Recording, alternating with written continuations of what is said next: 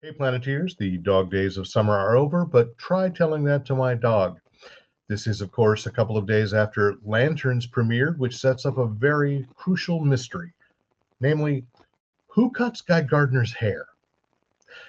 I'm Derek McCaw, and this is Fanboy Planet.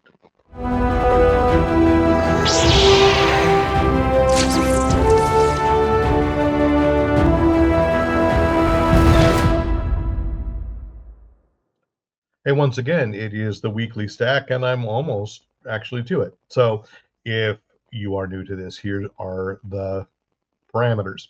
Each week, of course, like all of you, I go to my local comic shop, and mine happens to be House of Secrets in Burbank, California. I pick up what I have perhaps ordered through a catalog, or I look on the shelves and see what is there that I might have missed. So occasionally there might be a book that has been on the shelves for a couple of weeks and I had missed it before and went, oh, okay. So, forgive me if one is a little bit behind. We'll see. So then I read some that I can, and I talk about them here. So that's it, really. And if I miss one, please, by all means, by missing one, I mean one that you like that you think I should read. Please, let me know. Write into editor@fanboyplanet.com or make a comment on the YouTube channel under this video or on Fanboy Planet under the article there. Okay, so also like and subscribe. Put it out there right now. Okay, so a couple up front that I'm going to say a little off the beaten path.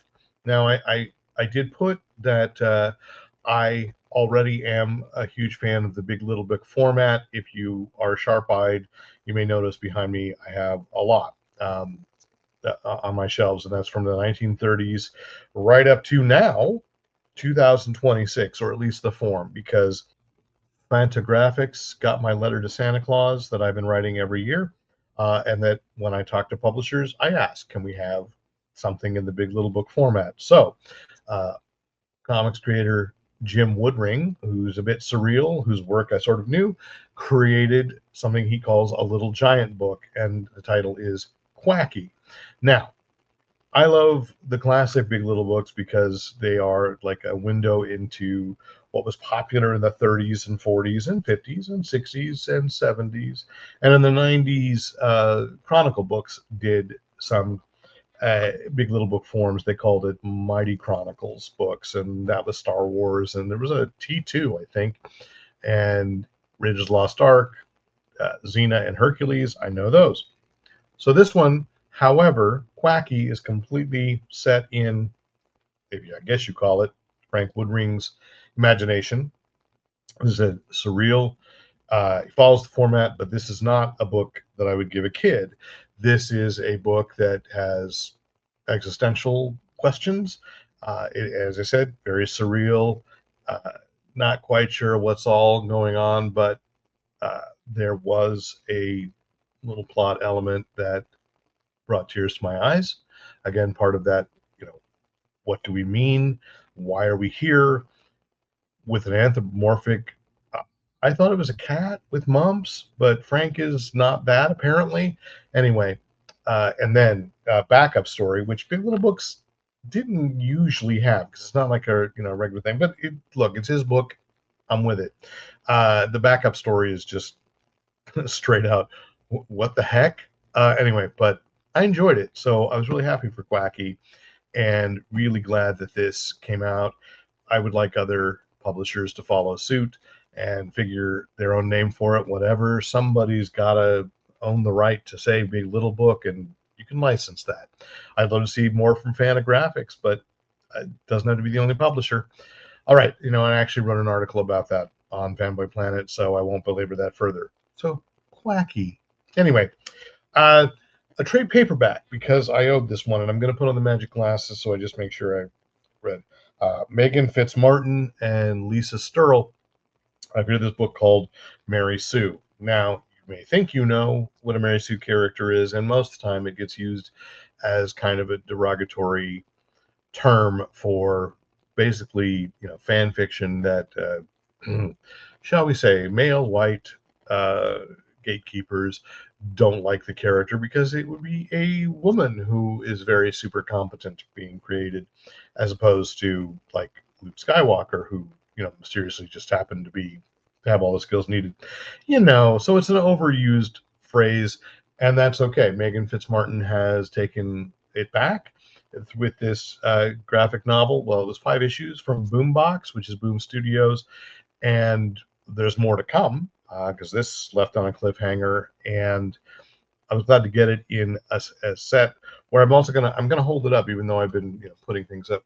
That this is in the slightly smaller format that like DC's been doing and Marvel's been doing as well. I'm sure Boombox has been for a while, and I've been resisting picking up those books because, quite honestly, was afraid that the print would be too small. Nope, Mary Sue was fine with my new super reading glasses. And anyway, I really enjoyed this. As always, I do have to qualify.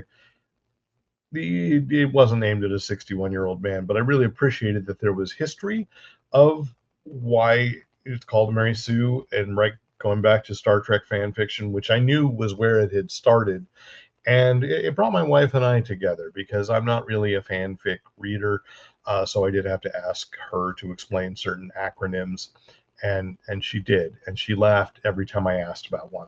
So thank you, Meghan Fitzmartin, for bringing my wife and I closer together as I was reading a comic book.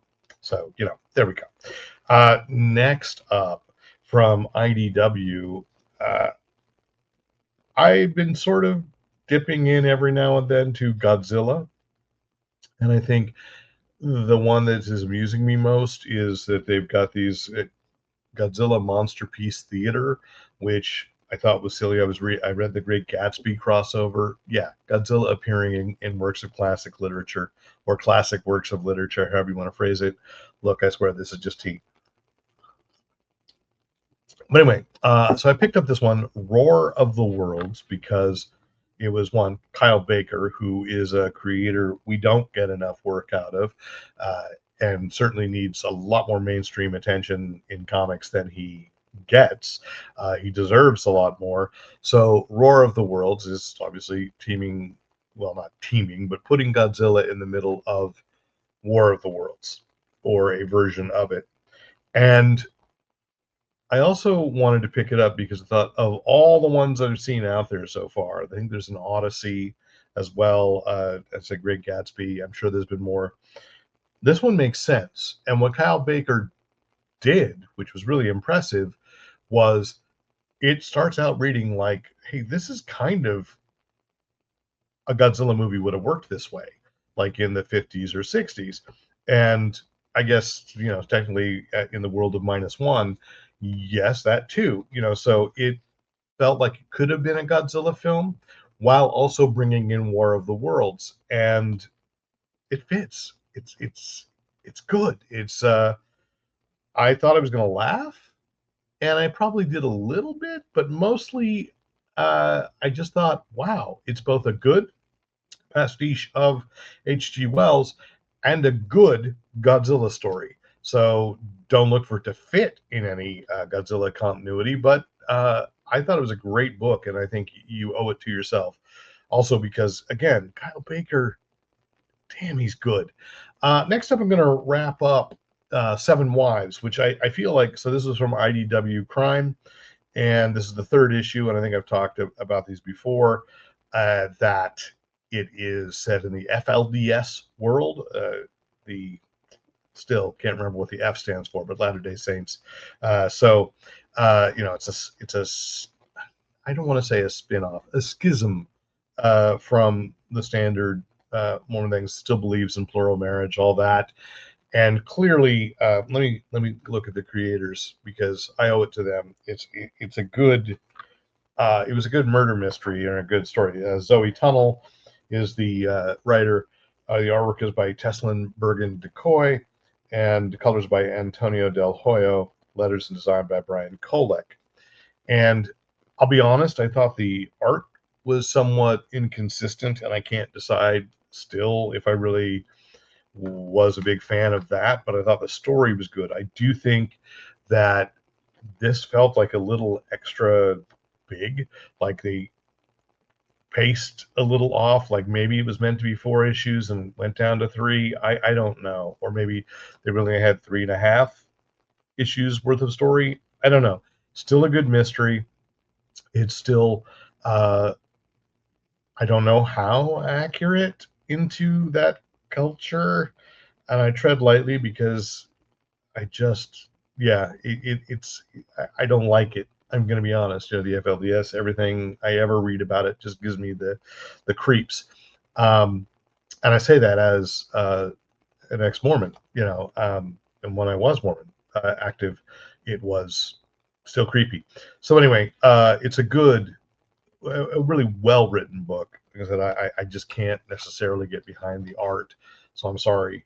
Maybe it'll grow on me on a reread if such a thing would happen. Also from Image Comics, another one that is sort of in the horror vein, Of the Earth #4. I'll go quickly over it because I've talked about it every issue.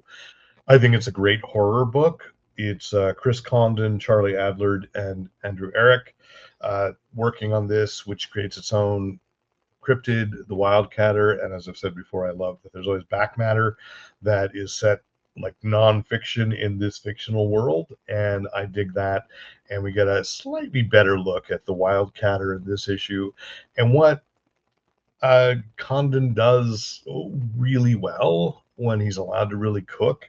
And obviously he's bringing in Andrew Eric as well. Is this feeling of dread, and Charlie Adlard is absolutely the right artist for this because it harkens back to a little of the Walking Dead feel, but it's just you know dread and what's going on. And this issue also raises the question of how long exactly has the Wildcatter, if that's what you want to call it, been around, and many mysteries. So I really love that Condon can build that up. The next thing I'm going to bring in is DC, all in Clayface, a Celebrity Dirt, issue #2, and you've probably seen the trailer for the film.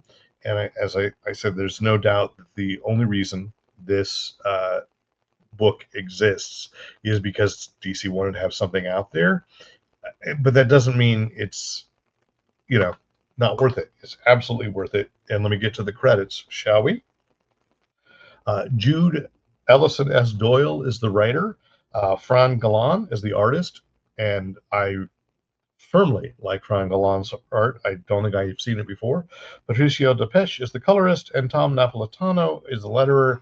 And then I think I have a cover by Dan Mora, which is always worthwhile. And so this is the plot thickens, if you'll pardon the unintended pun about Clayface, but uh, the first issue was establishing that Basil Karlo is mad that there's someone else being him, but there was also the implication that maybe there are more Clayfaces than they thought, than he thought, and he escapes. And I don't know, I'm really digging it, so this is cool. I'm also gonna just throw out there from Image Comics the Exquisite Corpses spinoff, Rascal Randy. I'm gonna put those glasses back on to give all the credit. This is issue #2. And I like it because, yes, in the aftermath of D23, where they talked about there will be uh, Oswald the Lucky Rabbit getting a miniseries, this kind of brings in Rascal Randy being a little bit of it's a comic strip. It became its own thing as far as its backstory. Still don't know how it turned into a costumed killer, but there you go. It's written by Tyler Boss. Artist is Dylan Burnett. The colorist is Jordi Belair. Letterers by Becca Carey. And of course, the story development is, it got to give credit because it is from the world of Exquisite Corpses, James Tynion IV and Michael Walsh. And really, again, if you're not reading Exquisite Corpses, well, you should, although it will make you uncomfortable. And yes, I do like horror, obviously. But I also obviously read outside of that. I read a lot of superheroes. I'm a little behind on superheroes in a way that even I need to spend a little time catching up. So, thank you for coming along here. And as again, I will reiterate, if I am missing something that you like, then please, write in. And I say that also knowing I just interviewed one of the writers that's working in the Spawn universe, and that's a classic example to me of a book where I don't know what's going on really in the Spawn universe, but I did catch up on this on Sam and Twitch, which I know kind of is off to the left of it, but it still fits somehow. So, look for an interview with that, and I'll probably dip into more Spawn books as a result. We'll see. Until we meet again, don't forget that you can still purchase Horror Not Hate, both PDF, and I've just seen an email go out that says that at some point at the end of August, the hard copies will be available at a convention that escapes me in Valencia, which means we have extra copies to do signings for, and I'm very excited about that. Details as we get there. I've also been hearing from a couple of artists over the weekend that I am working on stories with. So there is more to come, and I'm very excited about that. And thank you to those who have come along for the ride. So, until next week, please, or next time, use your powers for good.